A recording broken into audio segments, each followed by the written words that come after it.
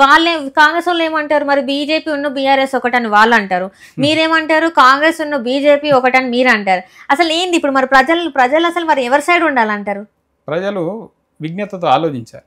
ఇప్పుడు ఒకవేళ నిజంగానే మేము బీజేపీ కలిసి ఉండుంటే కవిత గారు జైలుకి వెళ్ళే వాళ్ళ? బీజేపీతో పొత్తులో ఉన్న ఏ ఒక్క పార్టీ సభ్యుడైనా జైలుకి వెళ్ళాడా? ఇప్పుడు అదే అంటే ఇప్పుడు ఏమంటారు నిజంగానే బీజేపీతోని ఏ అవినీతి చేసిన వాళ్ళు ఎవరైనా బీజేపీతోని పొత్తులు ఉంటే వాళ్ళు వెళ్ళారు, జైలుకి వెళ్ళారు అంటారు. అంతే కదా. ఇప్పుడు గతంలో కాంగ్రెస్ పార్టీకి చెందిన అస్సాం హిమంత బిశ్వ శర్మ ఉన్నాడు, కాంగ్రెస్ లో ఉండే.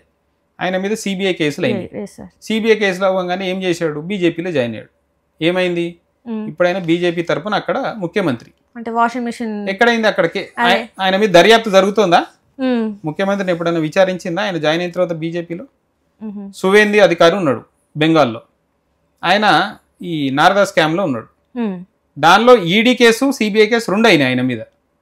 అవ్వంగానే ఏమైంది, బీజేపీలో జాయిన్ అయ్యాడు. ఈరోజు ఎవరు అతను, అక్కడ బీజేపీ శాసనసభా పక్ష నేత బెంగాల్లో. అప్పుడు బీజేపీ ఇదే సువేంది అధికారి అసలు ఒక రాక్షసుడు లాంటి వాడు, ఇన్ని కుంభకోణాలు చేశాడు, ఇతను జైల్లో ఉండాలి అని ధర్నాలు చేసిన బీజేపీ ఈరోజు అతను అక్కడ శాసనసభా పక్ష నేత. అతని మీద కేసులు ఏమైనాయి, దర్యాప్తు ఎక్కడికి వచ్చింది, విచారించారా? లేదు, ఆగిపోయింది. మహారాష్ట్ర ఉన్నది, నారాయణ రాణే కాంగ్రెస్ లో ఉండగా ఈయన అసలు పెద్ద అవినీతి పరుడు, 3,000 కోట్ల కుంభకోణానికి పాల్పడ్డాడు అనుకుంటే అతని మీద కూడా సిబిఐ కేసులు అయినాయి. బీజేపీలో చేరాడు, కేంద్ర మంత్రి. ఏమైంది, సిబిఐ ఎక్కడికి పోయింది, ఈడీ ఎక్కడికి పోయింది, విచారణ ఎక్కడికి పోయింది? అజిత్ పవార్ ఎన్సీపీలో ఉండగా అసలు మహారాష్ట్రకు అతిపెద్ద పీడ వీళ్ళే, దోచుకున్నది వీళ్ళే. మొత్తం ఈ షుగర్కి సంబంధించిన సహకార సంఘాల్లో, మొత్తం చక్కెర సహకార సంఘాల్లో మొత్తం వీళ్ళే కుంభకోణం, 5,000 కోట్ల కుంభకోణం ఇది అనుకుంటా ఈడీ విచారణ పెట్టారు. అతను వీళ్ళతో పొత్తులోకి వచ్చింది, వాళ్ళ పార్టీని చీల్చి. అయిపోయింది, ఈడీ క్లీన్ చిట్. అంటే ఏ నాయకుడు ఒకవేళ సిబిఐ ఎంక్వైరీ పడిందంటే ఆయన వచ్చి బీజేపీలో జాయిన్ అయితే ఇక వాషింగ్ పౌడర్ నిమ్మ అలాగా అయిపోతుంది అంటారు. అంతే కదా.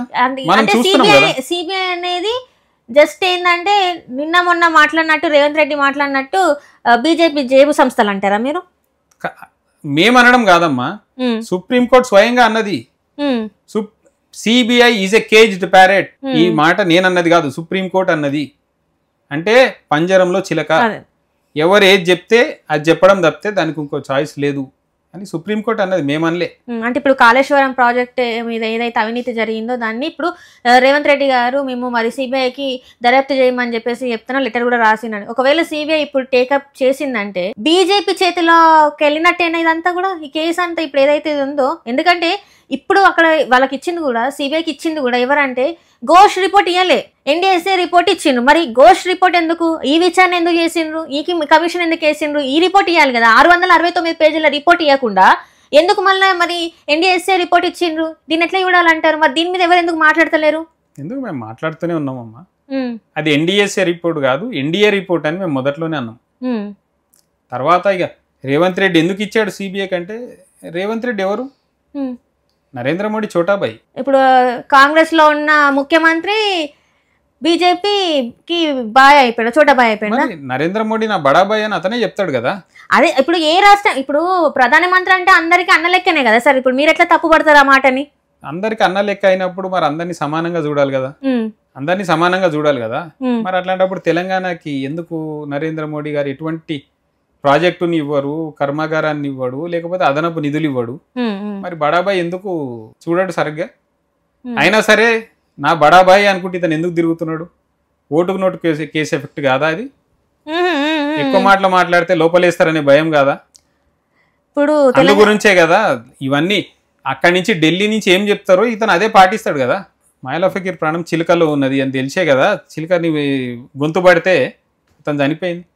ఇప్పుడు ఇతను ఓటుకు నోటు కేసు వాళ్ళ చేతిలో ఉన్నది, గట్టిగా నొక్కితే కథం జైలుకి పోతాడు, అధికారం కోల్పోతాడు. అందుకనే కదా వాళ్ళు ఎట్లా చెప్తే అట్లా ఆడతాడు వాళ్ళ డైరెక్షన్లో.